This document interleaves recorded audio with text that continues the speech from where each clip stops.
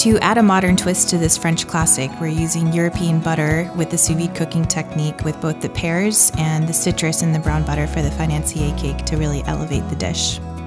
We brown the butter like you normally would traditionally, but we're adding in what would be considered food waste, the peelings of a lemon. So we're able to cook it sous vide at a low temperature with the butter, not high enough to turn it into a puree and start to break down the pectin.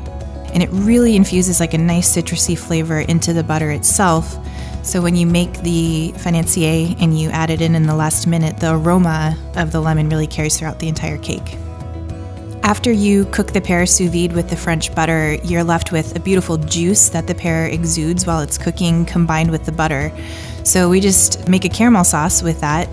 As a chef, I love European butter because the browning is super nice and very nutty, and it really carries through in the dishes that you're preparing it with. I've found that French butter typically is a lot nicer than other kinds of butter because of the quality of the milk that it begins with. You really get the flavor of the terroir that the cows are raised on with this butter, and it's much higher fat content, and fat always equals flavor. I prefer butter from Europe because my training is with classic French chefs, and the French butter that's added in a lot of different components of this dish add to the really nice, rich flavor, a nice smooth mouthfeel, and just overall a really well-rounded dish.